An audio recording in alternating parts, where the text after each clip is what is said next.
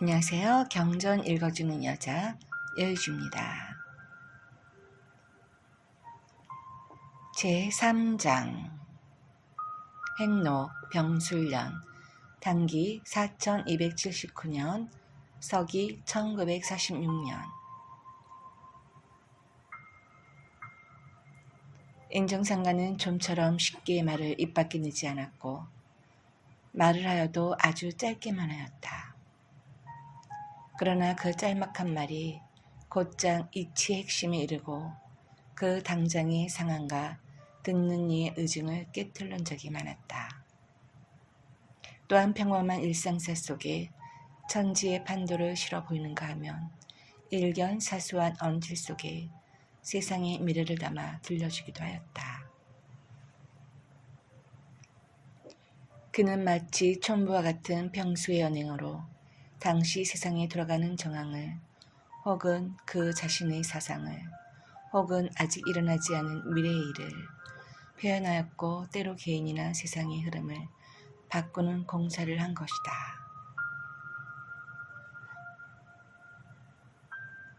그러나 그 언행이 대부분 암시적인지라 비록 그 말과 행동을 직접 눈앞에서 보고 들은 자라하여도 그 의미를 알지 못할 때도 많았고 남들은 도무지 알 수 없어도 보고 듣는 당사자만은 전수신법으로 도연히 알아챌 때도 있었다.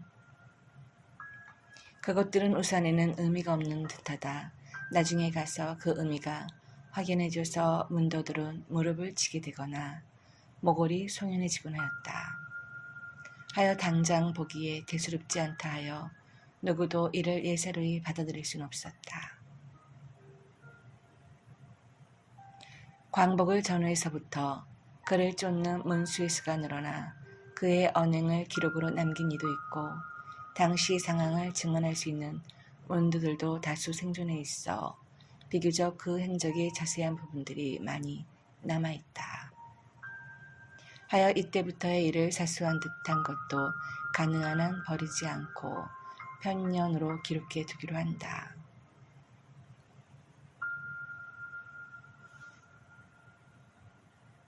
다만 필자가 그 의미나 배경을 상고할 수 있는 부분은 일부 비견을 가하지만 그렇지 못한 부분은 그 의미가 불확명한 사실에 입각하여 직언으로만 기록해 둔다. 다행히 뒷날 예지 있는 이가 이를 본다면 가히 이로써 인정상간이 암시한 바를 새삼 명료할 수 있을 터이고 통찰이 남다른 독자라면 그 언행으로서 즉시 인간세의 일을 능히 깨뜨려 볼 수 있을 것이기 때문이다.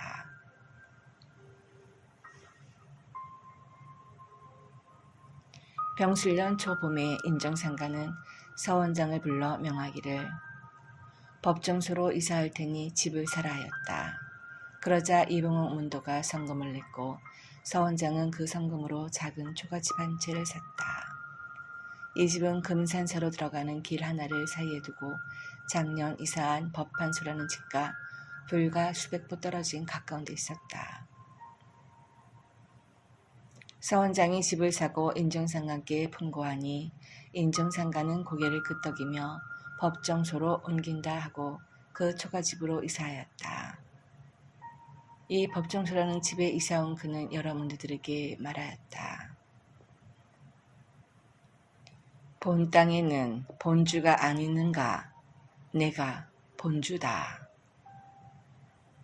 이때부터 추종자들은 인정상간을 비로소 본주님이라 칭하게 되었다. 인정상간의 이러한 말은 바로 자신이 매기의 화신임을 밝히고 매기가 곧 옛조선의 국명이었음을 밝힌 것이다.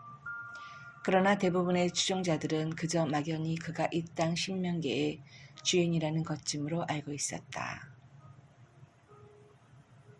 어느 날 본주는 서원장, 김영태, 권병대 등을 불러 앉히고 아래와 같은 사사주의 노래를 불렀다. 돌아왔네 돌아왔네 제스시절 돌아왔네 만무시생 이기 따라 천하장생 건져보세. 5월 4일 양력 6월 3일 저녁에 정읍에서 10여 명의 문도가 본주님 댁을 찾아왔다. 하여 시중드는 여문도가 본주님에게 정읍에서 많은 사람이 찾아왔다고 하였다. 이에 본주님이 잘라 말하기를 정읍에 많은 사람 없다 하였다. 대개 이날 정읍에서 온 문도들은 이승만의 연설을 듣고 전국의 기추가 제목 궁금하여 본주님의 거동을 살펴보고자 온 것이었다. 이날 이승만은 정읍에 와서 대략 아래와 같은 발언을 하였다. 이제 우리는 무기휴게된 미소 공동위원회가 제기될 기색도 보이지 않으며 통일 정부를 고대하나 여익이 되지 않으니 우리는 남방만이라도 임시정부 혹은 의원회 같은 것을 조직하여 38도성 이북에서 소련이 철퇴하도록 세계 공론에 호소해야 될 것이니 여러분도 결심해야 될 것이다. 그리고 민족통일기관 설치에 대하여 지금까지 노력하여 있으나 이번에는 우리 민족의 대표적인 통일기관을 기경한 후 즉시 설치하게 되었으니 각 지방에 있어서도 중앙의 지시에 순응하여 조직적으로 활동하여 주기 바란다.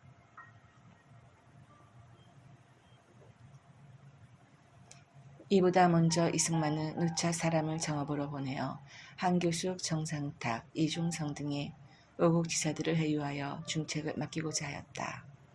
하지만 이중성은 이미 이승만을 상중할 수 없는 소인으로 여기어 그가 보낸 사람조차도 만나주지 않았다.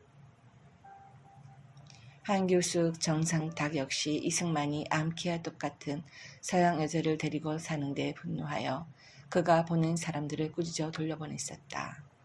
때문에 이들은 다 이승만이 정읍에 온다는 말을 들었지만 한 사람도 읍내에 나가 그를 만나지 않았다. 이들은 다 이승만이나 김일성이 나라와 민족을 먼저 생각지 아니하고 자신들의 자리만을 탐하고 좌파나 우파니 하고 서로로 으르렁거리며 욕지거리로서 세월을 보내는 것을 통탄하였다. 이들은 다만 이 나라가 미국이나 소련의 간섭을 받지 않는 통일된 정부, 즉 중립국이 되기를 바랐던 것이다. 때문에 만일 이들 중에 한 사람이라도 읍내에 나아가 남한만의 단독 정부를 세우겠다는 이승만의 발언을 들었더라면 결코 그 연설장은 무사하지 못했을 것이다.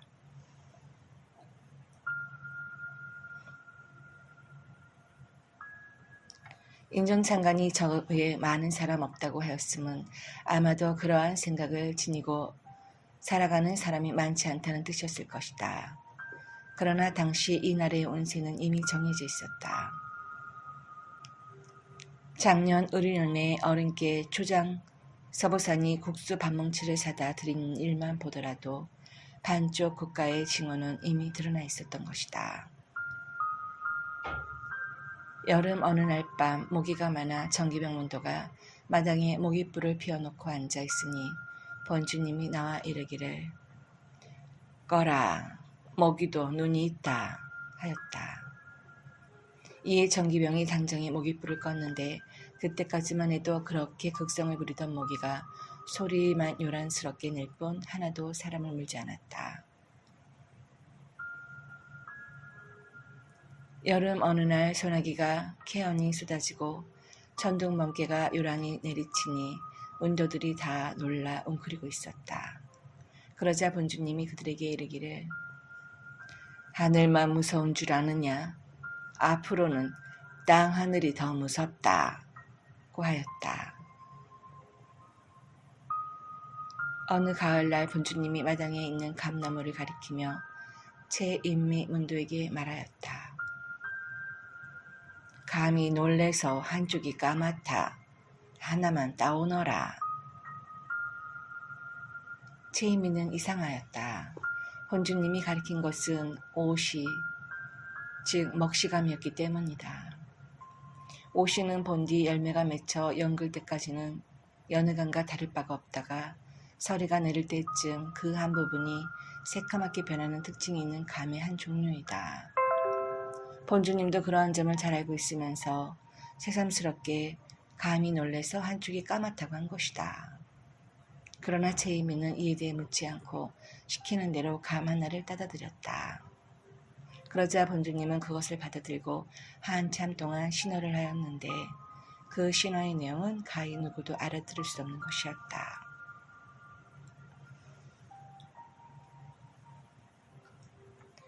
본초에 따르면 오시로 만든 곶감은 구역질을 다스리는 데도 효과가 있지만 특히 개에 물려 덧난 데에는 직방으로 듣는 특효약이 된다. 그런데 여기에 한 가지 묘한 점이 있다. 오행으로 따지면 가을의 서리는 금기에 해당하므로 오시는 금기에 특히 민감한 식물인 셈이다. 방위상으로는 서방의 기운이 금기에 해당하니 개에 물려난 탈은 금도이라 할 수 있는데 오시가 곧 이를 다스리는 약이 되는 것이다. 이로써 생각해보건대 본주님은 오시로서 이 땅에 범람해 오는 서양 문명과 관련하여 공사를 한 것이라 아닌가 한다. 서원장이 본주님의 손을 보니 무명지가 처음 오실 때보다 많이 펴져 있었다. 하여 그는 감히 어른께 물었다. 손가락이 언제 펴지십니까? 그러자 본주님이 대답하기를 이 손가락이 펴지면 일이 다 된다고 하였다. 그리하여 서보사는 이후로 인정상관의 손을 유심히 관찰했는데 선화할 무렵 거의 펴졌다고 한다. 겨울에 눈이 많이 내리자 본주님이 문도 한 사람에게 쌀을 주며 울타리가에 뿌리라고 하였다. 하여 그 문도가 그대로 봉행하니 갑자기 사방에서 새떼가 모여들어 그걸 쪼아 먹었다. 그러자 서구열이 불평하였다. 아유, 사람도 먹을 것이 없는데. 이에 본주님이 말하였다.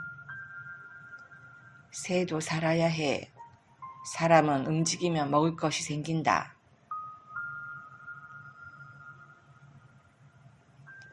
겨울 어느 날 아침 본주님이 세수를 하고 세수물을 눈 위에 쫙 뿌렸는데 그것이 눈 위에 떨어지자마자 다 쌀이 되어 있었다. 그리고 이삿대를 같이 하여 새떼가 모여들어 그 쌀을 먹었다고 한다. 어느 문도가 그릇을 본주에게 선물하였는데 본주는 이를 받아만 놓고 쓰지는 않았다. 하여 체이미 문도가 어른께 물었다. 저 그릇을 쓰면 어떻겠습니까? 그러자 본주님이 쓰면 못 써 하였다. 그 선물한 지가 오니 본주님은 쓰지도 않은 그릇을 잘 썼다 하며 돌려주는 것이었다. 제이미가 그릇 선물한 자가 돌아가는 것을 붙잡고 정황을 말해주며 그 그릇에 무슨 연고라도 있느냐고 물었다. 그러자 그 사람의 낯빛이 하얗게 질리면서 한숨을 쉬었다. 아휴, 실은 살아드릴까 말까 망설이다. 내키지 않는 마음으로 사다 드렸더니 어른이 그것을 아신 모양이구려. 원장 서보산이 몇몇 사람에게 은밀히 축지법을 가르치고 있었다.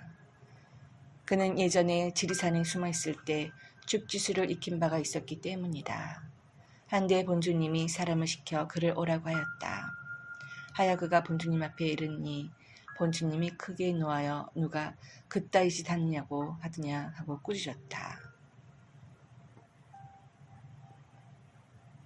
가을에 본주님이 서구열 문도에게 돈 2원을 주시며 이르기를 처음 보는 거 사가지고 와 하였다. 하여 서구열이 돈을 받아가지고 장에 가는 도중 웬 아낙네가 강아지 한 마리를 가지고 지나가는 것을 보았다. 이에 서구열이 그 아낙네를 불러 세워놓고 안 강아지냐고 물으니 그 아낙네가 고개를 끄덕이며 맞다고 하였다. 다시 얼마냐고 물으니 2원이라고 하였다. 하여 서구열이 그 강아지를 사다가 본주님께 드리니 본주님이 받으시고 방우 왔냐 하였다. 성산문 문도가 아기를 낳아서 안고 본주님께 찾아가 인사드리니 본주님이 수건으로 아기의 얼굴을 닦아주고 그에게 이르기를 자네 공덕으로 생겨났어. 하고 접시를 내주며 젖을 짜라 하였다. 하여 그가 젖을 짜서 드리니 본주님이 그걸 방우에게 주며 연명면 하면 돼 하였다.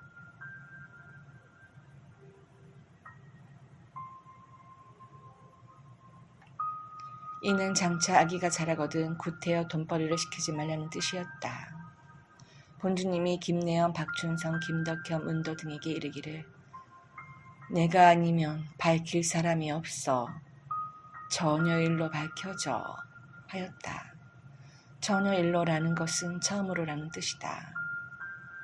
본주님이 법방에 가시어 잠깐 누워있다가 사방을 두루 살피고 김형순에게 이르기를 개에게 하여도 사람은 수가 개만 못돼 하고 단식하였다. 여기서 잠시 독자들의 이해를 돕기 위해 본주 인정상간이 사람의 연수를 개에 비교하여 단식한 내막을 알아보기로 하자.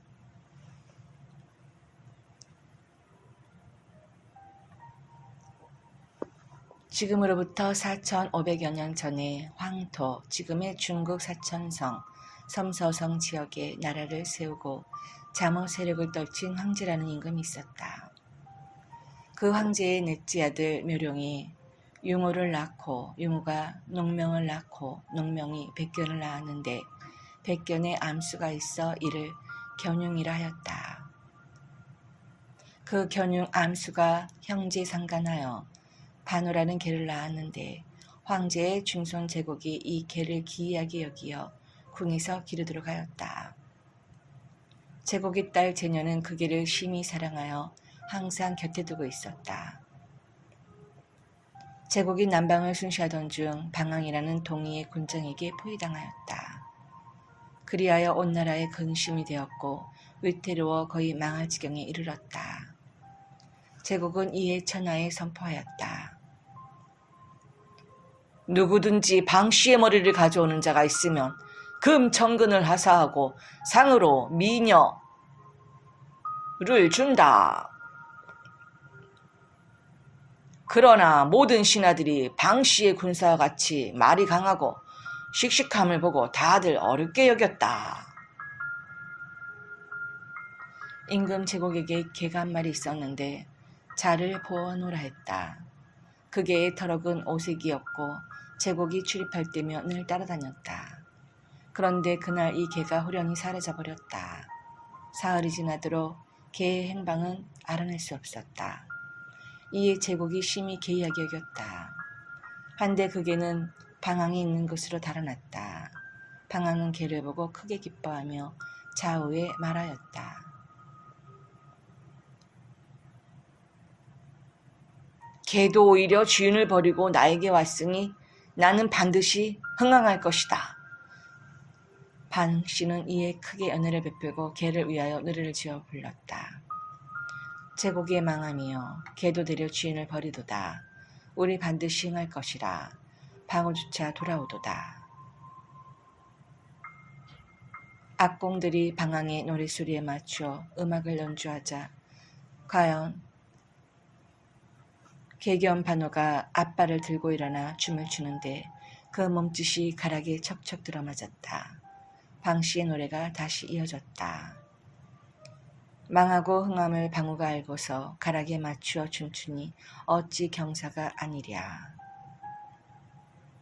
그날 밤 방씨가 술에 취하여 잠에 들자 반호는 방씨의 목을 물어 뜯어 끊어가지고 계곡에 돌아왔다.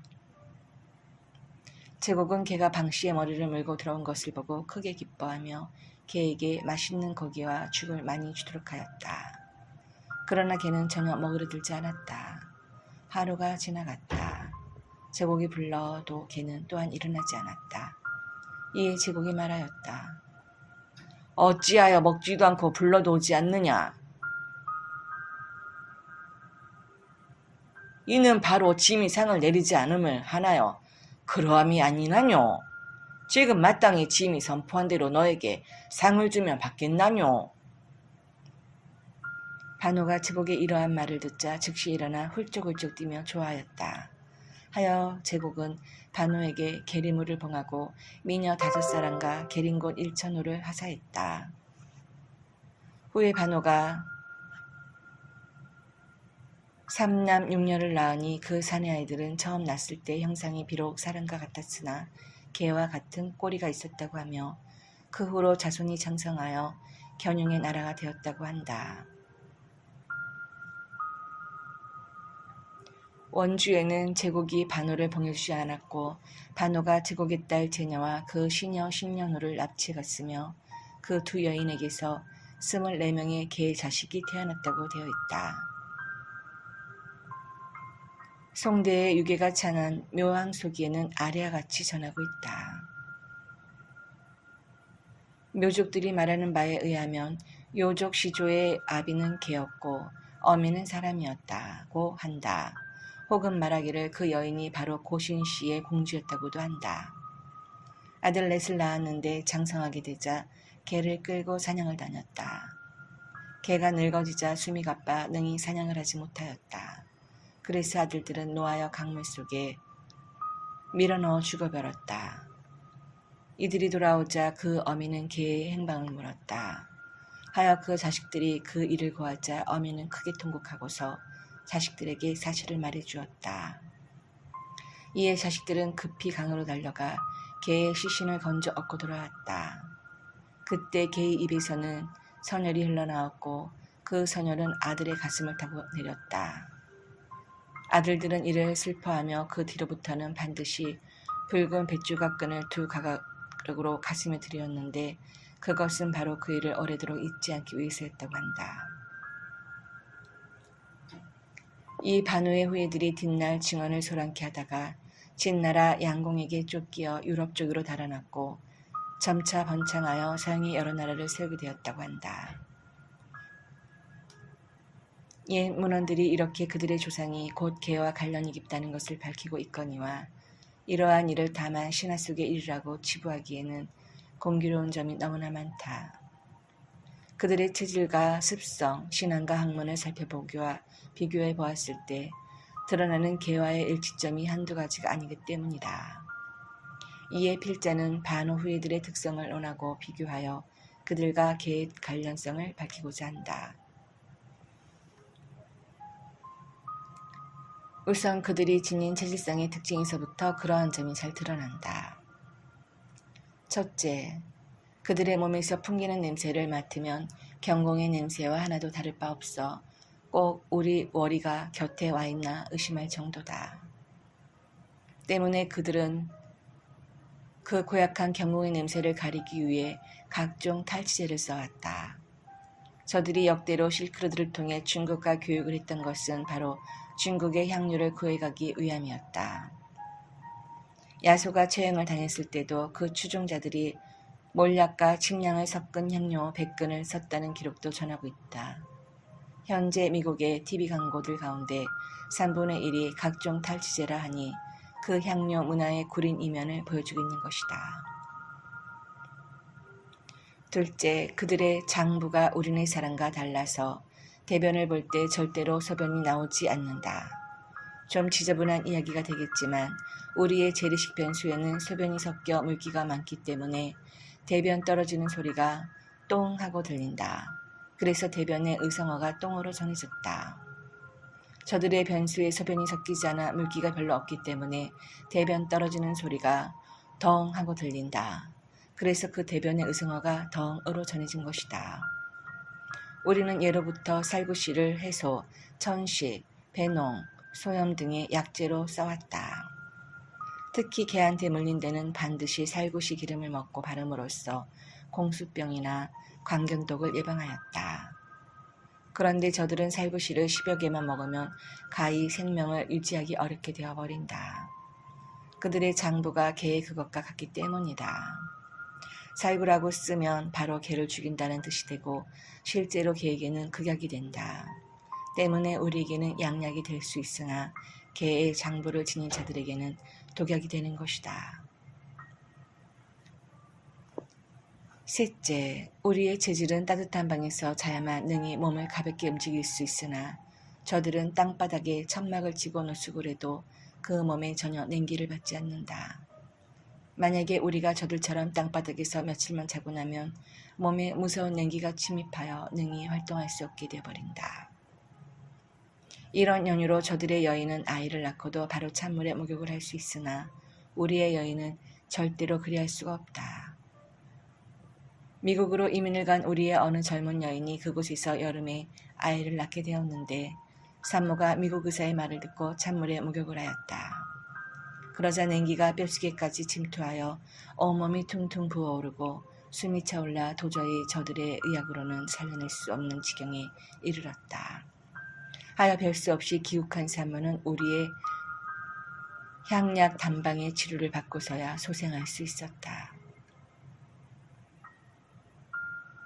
넷째, 우리의 눈은 대개 흑백이 분명하여 눈동자가 검은데 저들의 눈은 경공의 눈처럼 파랗거나 노랗고 우리의 살갗은 모공이 보이지 않을 정도의 털이 있을 뿐인데 저들의 살갗에는 경공의 털과 똑같은 5색의 털이 길게 나 있다. 이렇게 체질에 있어서만 저들과 개의 유사점이 나타나는 것은 아니다. 그들의 습성을 살펴보면 마찬가지이다. 우리의 성인들은 그 자식이 늙도록 사랑을 아끼지 않았고 자식 또한 그 부모님께 효성을 다했으므로 이를 가리켜 천륜이라 하였다. 한데 저들의 성품은 자기를 낳고 길러준 부모의 은공을 모르고 그 부모 역시 자식이 어느 정도 자라면 돌아보지 않는다. 이는 마치 개가 새끼를 낳아 젖을 먹을 때는 싹싹 핥아주고 귀여워하다가 젖을 뗄 때에는 야물차게 대하며 그 정을 떼고 잊어버리는 것과 흡사하다. 우리는 하시라도 부모가 보고 싶으면 달려갈 수 있지만 서양인들은 자식이 부모의 집에 가려 해도 미리 전화로 연락하여 승낙을 얻어낸 후 갈 수 있다고 한다. 또한 저들이 개를 끔찍이 위하고 사랑하는 바를 보면 가히 제 조상을 숭배하는 정신에서 나온 것이 아니라고 보기 어렵다. 이는 저들이 절대로 개고기를 먹지 않는다는 점에서도 드러난다. 어떤 나라는 개고기를 먹는 나라와는 국교도 단절하겠다고 부르짖고 있는 지경이다. 최근에 영국의 어느 여자 강대는 우리가 개고기를 먹는다고 우리의 책임있는 정치인에게 심한 공갈 편지를 보내온 일도 있었다. 이들은 이토록 개를 공경하기 때문에 개에게 유산을 물려주는 자도 있다. 그리고 이들은 대개 제 부모의 무덤보다 개의 무덤을 더욱 화려하게 꾸미고 성묘를 하고 있다. 우리는 음식을 먹을 때 온입술로서 바르게 먹지만 저들은 아랫입술로 먹는다. 즉 포크를 엎어서 아랫입술로 핥아먹고 있는데 이는 개가 음식을 먹는 것과 너무나 흡사한 것이다. 우리의 풍속은 반가운 사람을 대하면 의불하거나 서로 머리를 조아려 절을 한다. 한데 저들은 반가운 사람과 인사를 나눌 때 서로 얼굴을 부비거나 또는 상대방의 손이나 얼굴 등에 입을 맞춘다. 즉 싹싹 핥는 것이다. 그리고 저들의 옛 문헌을 상고해보면 천한 사람이 귀한 사람의 발들에 입을 맞추었다. 지금도 야수에 빠진 각 나라의 종교인들이 고린내 나는 아무개의 발등에 입 맞추는 것을 가장 큰 영광으로 여기고 있는데 요즘엔 우리나라 사람의 광기가 더욱 심한 실정이니 통탄할 노릇이다. 대저 발등에 입을 맞추고 서로 얼굴을 부비고 하는 짓은 오직 개가 하는 행동이다. 개는 서로 뜻이 통하면 서로 얼굴을 맞대어 부비고 혀로 이곳저곳을 핥으며 주인을 만나면 꼬리를 치고 그 주인의 발등을 싹싹 핥는다. 우리는 흥에 겨워 신명이 나면 손으로 무릎을 치거나 몸을 우쭐거려 춤을 추었다. 그런데 저들은 흥이 나면 그 하체를 연락이 흔들어내는 것이 마치 개가 꼬리와 공동이를 흔드는 것과 똑같다.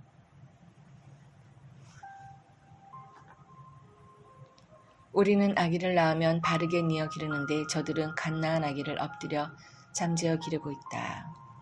그 조상이 본래 엎드려 잠을 잤던 동물이었다는 사실을 가히 숨기지 못하고 있는 것이다.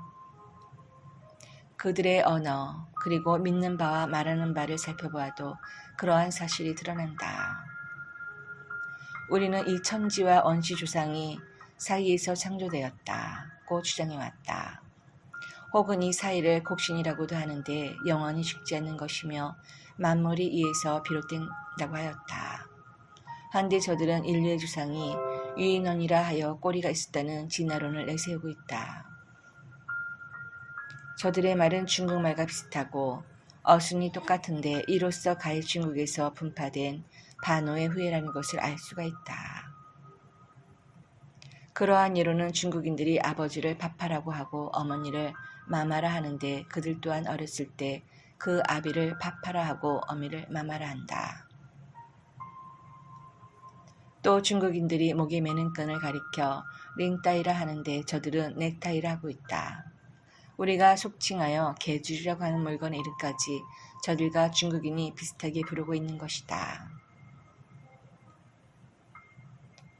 우리는 예로부터 밀가루로 만든 떡을 개떡이라 했는데 중국인들은 삥이라 했고 저 서양인들은 빵이라 했으니 이를 미루어 그들이 중국에서 불교에 나온 민족임을 가히 알 수가 있다. 그리고 저들은 최초의 주상신을 가리켜 가시라 이르고 지극히 숭상하고 있는데 이를 우리의 방식대로 오른쪽에서 왼쪽으로 읽어보면 개이하게도 개가 되어버린다. 이 또한 한 번쯤 생각해 볼 일이다. 그들의 성스러운 경전에서는 다음과 같이 이르고 있다. 너희는 권력 지친을 가까이하여 그 하체를 범치 말라. 나는 여호와니라. 네 어머니의 하체는 곧 네 아비의 하체니 너는 범치 말라. 그는 네 어미인즉 너는 그의 하체를 범치 말지니라. 너는 계모의 하체를 범치 말라. 이는 네 아비의 하체니라. 너는 네 자매 곧 네 아비의 딸이니라. 네 어미의 딸이나 집에서나 다처에서 출생하였음을 물론하고 그들의 하체를 범치 말지니라. 너는 손녀와 외손녀의 하체를 범치 말라. 이는 너의 하체니라. 네 계모가 네 아비에게 낳은 딸은 네 누이니 너는 그 하체를 범치 말지니라. 너는 고모의 하체를 범치 말라. 너는 네 아비의 고륙지침이니라. 너는 이모의 하체를 범치 말라. 그는 네 어미의 고륙지침이니라. 너는 네 아비 형제의 아내를 가까이하여 그 하체를 범치 말라. 그는 네 백수모니라. 너는 자부의 하체를 범치 말라. 그는 네 아들의 아내니 그 하체를 범치 말지니라. 너는 형제의 아내의 하체를 범치 말라. 이는 네 형제의 하체니라. 너는 여인과 그 여인의 딸의 하체를 아울러 범치 말라. 또 그 여인의 손녀나 외손녀를 아울러 취하여 그 하체를 범치 말라. 그들은 그의 고륙지친이니 이는 악행이니라. 너는 아내가 생존할 동안에 그 형제를 취하여 하체를 범하여 그로 투기케 하지 말지니라. 너는 여인이 경도로 불결할 동안에 그에게 가까이하여 그 하체를 범치 말지니라. 너는 타인의 아내와 통간하여 그로 자기를 더럽히지 말지니라. 너는 결탄코 자녀를 몰래기게 주어 불로 통각해 말아서 네 하나님의 이름을 욕되게 하지 말라. 나는 여호와니라. 너는 여자와 교합함과 같이 남자와 교합하지 말라. 이는 가증한 일이니라. 너는 짐승과 교합하여 자기를 더럽히지 말며 여자가 된 자는 짐승 앞에 서서 그것과 교접하지 말라. 이는 문란한 일이니라. 레위기 18장. 대저 읍구를 살펴보면 저들의 신이라는 여호와가 정령 사람의 형상을 한 개에게 가르친 말이었지 결코 사람의 심성을 지닌 자들에게 가르친 말이 아니었음을 가히 알 수 있을 것이다. 그리고 다 그 하체를 범치 말라는 가르침만 있고 그 상체를 범치 말라는 가르침이 전혀 없는 것을 보면 이는 아마 상체는 무관하다는 것이리라. 그래서인지 저들은 남녀 이성 간에는 만나면 서로 껴안고 입을 맞추는 것이 예사로운 인사이다. 남자와 남자, 여자와 여자끼리는 악수를 하는 것이 인사이다. 만약에 같은 남자나 여자끼리 껴안았다 하면 당장 호모 동성 연애자라고 오해를 받게 된다. 그렇게 개자식들을 가르친 말을 기록한 책을 무슨 보배라도 되는 양 그들의 기신에 빠진 교인들이 가슴에 안고 다니는 것을 보면 실로 가관이다.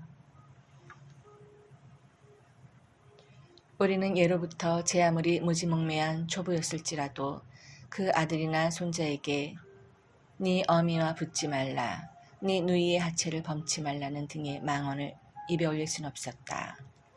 또한 그러한 말을 입에 올리는 것조차도 지극한 폐륜으로 여겨왔다. 하지만 그러한 개의 후손들이 근세를 이뤄서는 각종 기계 문명을 일으키고 흥성하여 무도한 까마귀도 응징할 수 있게 되었다. 그리고 우리네 사람들보다 훨씬 더 잘 살 수 있게 되었다. 인정상간이 살던 시대에 우리는 비참하게도 헐벗고 굶주렸지만 저들은 부유하게 잘 살았다. 때문에 인정상간이 개하여도 사람은 수가 개만 못해 하고 탄식했던 것이다. 본주님은 방우를 사람처럼 대해주고 가르쳤다. 방우에게 해로운 것은 곁에 두지 아니했다. 본주님 때 옆집에서 살구나무 가지가 담 안으로 뻗어들어와 익은 살구가 뜰 안에 떨어졌다. 여문도 하나가 그 살구를 주워서 먹자 본주님이 방문을 열고 나와 이들을 빤히 쳐다보며 살구를 하나씩 가만히 주어 담 밖으로 던졌다. 본주님이 곤종이라도 개 한 마리를 불러 이르기를 곤종이 사주팔자를 뜯어 고쳐야 한다 하고 방 안에 있는 갯잡 위에 3일 동안 앉혀놓았다. 곤종이는 명에 복종하여 조금도 움직이지 않고 있었다. 그리고 그 후부터 떨이 빠지고 흉한 모습이 되었다고 한다. 김형곤과 박춘성은 절친한 사이였는데 사소한 일로 서로 의심을 하게 되었다. 그러자 본주님이 그들을 불러 일렀다. 가을 주차가 제일 아닌가? 나락, 이삭, 결실 아닌가? 이에 그들은 황연히 깨달았다. 대저 누구나 결실에 믿음이 없다면 파종을 할 수가 없는 법이다. 때문에 가을의 결실은 가장 큰 믿음이 되는 것이다. 그들은 믿음을 되찾아야 한다는 것을 깨닫고 서로 의심을 풀고 더욱 사이좋게 지내게 되었다. 본주님이 경산 사람 김우석을 불러 집을 사게 하고 그 집을 원지방이라 이름하였다. 그리고 김우석에게 밥 많이 먹고 일 잘 보아 하였다. 본주님이 김우석에게 말하였다. 정하늘 밑에 집을 사라 하여 김우석이 물었다. 어디에 있습니까? 그러자 본주님이 손을 들어 가리키며 말하였다. 그 나무 저쪽에 산 있지? 하여 김우석이 그쪽에다 집을 사고 본주님께 고하니 본주님이 그 집을 이름하기를 정하늘 및 약방이라 하였다.